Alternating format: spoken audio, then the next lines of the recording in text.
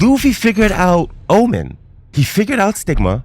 He created a new Gear 5 form we haven't seen before, protected Loki, and forced Emu to remember Joy Boy. But none of it was enough. None of it was enough, because the moment Emu's circle of eyes produced the blade of Void or Bofu, the entire fight changed. The homing flames forced Luffy to run. The forest began dying and withering beneath him. And before Luffy could understand how these attacks or those attacks work together, Emu's sword was already through his chest. Yo! Omen was the trap. Bofu was the execution. And One Piece chapter 1188 did not prove Gear 5 was weak. It proved Emu had already fought a stronger version of it. Chapter 1188 opens up with one of Emu's memories from the Void Century. A voice asks who the other person is, and Emu identifies himself. Then we only see the lower half of another man's face that we already recognize. He's smiling and he introduces himself as Joy Boy. Look, Oda still refuses to reveal Joy Boy's full name and design, and instead he focuses on one feature Emu could not forget: the smile. It looks so similar to Luffy's that the connection becomes impossible to ignore. Luffy's Gear 5 form, his laughter, and his refusal to fear Emu awakens a memory that has survived for 800 years. But Emu also makes something very clear. The original Joy Boy is dead. He already knows that. That strongly separates Luffy from the man who lived during the Void Century. Luffy is not literally Joy Boy returning in the same body. Joy Boy died, but his smile survived. His power survived. And the will that challenged the gods has returned through Luffy. That may be what Emu fears most. History erased Joy Boy's body. It could not erase what Joy Boy represented. Once that memory returns, the circle of black flames and eyes behind Emu become central to the battle. That circle is not just merely an aura. It appears to generate attacks for Emu. A darker, fist-like weapon emerges and lunges towards Luffy. Luffy stretches his head away, believing he has avoided the attack, but the weapon bends in mid-air. It corrects its direction and continues chasing him. The moment looks extremely similar to Snakeman. I'm gonna be honest. A strike that curves, a strike that follows the opponent, a strike that refuses to miss after the first dodge. That does not necessarily mean Emu copied Luffy's Devil Fruit. But Emu's circle of eyes can apparently create living attacks that reshape themselves based on the target's movements. And the similarities to Luffy's own fighting style may be intentional. Luffy is discovering new possibilities within Gear 5. Emu may be remembering techniques he already phased through Joy Boy. That is a big difference. Emu is not learning how to fight this power. Emu is remembering. Muscle memory. The homing attack catches Luffy and creates a massive explosion, and Luffy is left charred and buried upside down in the ground. But he recovers quickly through Gear 5's cartoon logic. He's not fighting hopelessly in this fight. Luffy dodges Emu's attacks, he follows Emu's movements, he destroys several Omen projectiles with Gatling, and he continues trying to create openings. That attack gives Luffy an afro, and Luffy looks black. Yo, I'm gonna be honest. Oda was pulling a few strings that I caught on to. I see that blackface, Oda. I see Luffy turning into an Afro man. That is insane. But once Emu focuses completely on him, Luffy's earlier success becomes hard or much harder to repeat. Luffy even points out that he landed a hit before. That punch, or the first punch in chapter 1187, came while Emu was focused on Loki. Now, Emu is studying Luffy's attacks carefully. The same attacks are being read and blocked. Luffy's first punch proved Emu could be hit. And chapter 1188 proves that hitting a distracted Emu and defeating a fully focused Emu are completely different challenges. Now, Luffy then creates one of the biggest Gear 5 forms we've ever seen. His body grows to an enormous size, his lower half becomes clouds, a giant beard appears across his face, and the chapter uses the word Majin, which may be translated as a magical being, demon, or genie depending on the official wording. But the transformation is not merely random, my people. Yo, Luffy tells Imu that he watched a fight against Loki. He observed how Imu fought a giant opponent. He watched Omen. He saw what Stigma did. And then he used his imagination to create a new answer. Gear 5 is not replacing Luffy's intelligence. Gear 5 is how Luffy expresses that intelligence. His imagination is strategy made physical. Luffy notices Loki on the ground and assumes he's dead. Loki immediately, screams, that he's still alive. Yo, I'm still alive and kicking. It was a funny moment, I gotta tell you, but it is also another unbelievable endurance feat. Loki has been imprisoned, stabbed, attacked by Imu, marked by Stigma, and left bleeding across the battlefield. And he is still conscious, my people. When Imu turns towards him again, Ragnar begins shaking.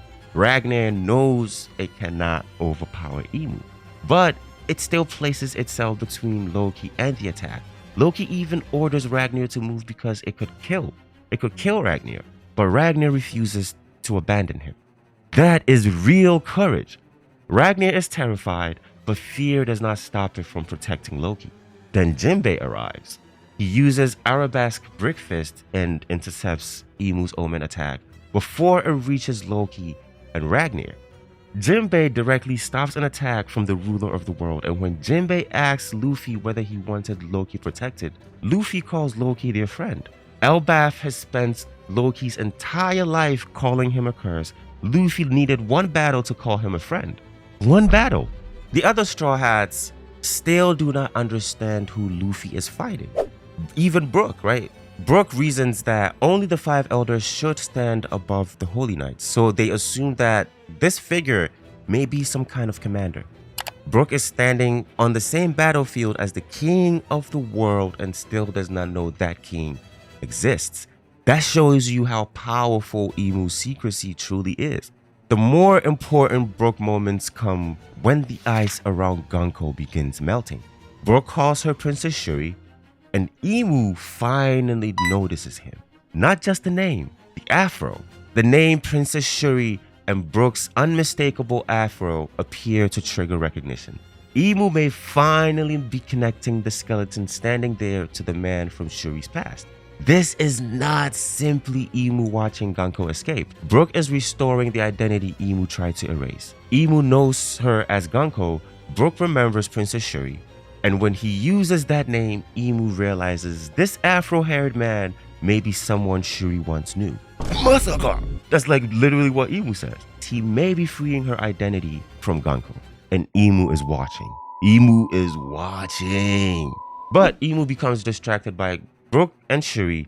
Luffy uses that opening to attack, but Imu blocks the attack, the giant fist, and immediately places an Omen mark on Luffy's temporary beard. Imu then activates Stigma, expecting the same results that nearly killed Loki.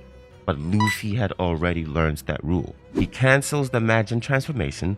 The beard disappears. Because the marked object no longer exists, Stigma strikes an empty space. Luffy does not overpower Stigma. He erases its destination. That confirms the ability's basic system.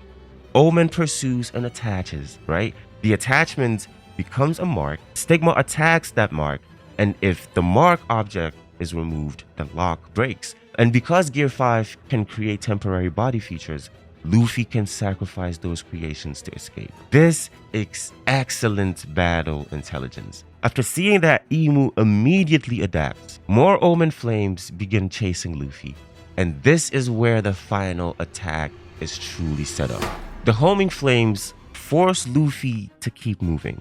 He knows that if one reaches him, Imu's mark may mark him again, so Luffy cannot stand still. He cannot focus entirely on Imu. He cannot freely control the direction of the fight. The Omen attacks are hurting him through the forest, and while Luffy runs, Imu calmly changes weapons. He flips the weapon, the existing weapon dissolves or is absorbed into the circle of eyes. Hint, hint, hint. Then Imu reaches into the darkness and draws out a new blade, Bofu, the blade of the void. This confirms that the eye-filled circles does more than creating attacks. it appears to function as a supernatural arsenal. It creates Omen flames, it creates bending Snakeman-like attacks, and it apparently conjures or transforms different weapons depending on what Imu needs. Imu's circle of eyes is not just watching the battlefield, it's protecting or producing the tools Imu uses to control it. The moment Bofu appears, the surrounding forest begins to wither. The trees lose their life, the ground becomes dead, and the area around Imu turns into a zone of decay. We do not yet know whether the blade drains life, accelerates aging, erases energy, or removes something essential to that environment. But the visual message is clear. This weapon does not merely cut what it touches, okay? Its presence causes life to disappear. Luffy notices the forest dying beneath him, but his attention is already divided. The Omen flames are chasing him from behind, right? The environment is decaying below him. And Imu has introduced a weapon Luffy has never seen before. Then Imu moves. Whether it is speed, teleportation, shadow movement, or something stranger, it's still unclear. What matters is that Luffy does not see the attack arrive. The next image shows the Bofu blade, or the Blade of Void, completely piercing through Luffy's chest. Luffy is suspended in the air. Blood comes from his mouth, oozing from his mouth, and Imu holds him as if he weighs nothing. Then Imu gives the chapter's defining judgment. Luffy cannot be Joy Boy. What? Because Joy Boy was not that weak. But that line does not mean Luffy lacks Joy Boy's spirit. It means he's not reached Joy Boy's mastery of yet. Luffy has the fruit, he has the smile, he has the heartbeat, he has the freedom, but he does not yet have Joy Boy's complete Haki experience, knowledge of Imu, or control over this power. Luffy's inherited Joy Boy's possibility. He has not reached Joy Boy's level yet. Chapter 1188 did not just show us a weak Luffy. It showed us an opponent with a complete combat system we have never seen before. A circle of eyes creates the attacks and weapons. Omen hunts the target. Stigma punishes contact. The Omen flames control the target's movements. And Bofu finishes the opponent once that movement has been restricted. Luffy solved Stigma, but while he was focused on escaping another mark, Omen guided him into the range of the Blade of the Void. Omen was the trap, Bofu was the execution, and that is why the final attack worked. Imu did not win through strength alone. Imu combined every possibility into one calculated sequence. So let me know what you guys think.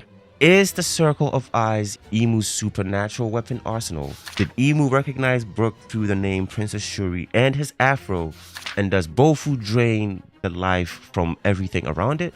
Also, can Gear 5 save Luffy from the blade that makes the forest itself die? Because this chapter, chapter 1188, made one thing painfully clear. Luffy has Joy Boy's smile, Luffy has Joy Boy's freedom, but right now, he does not have Joy Boy's mastery.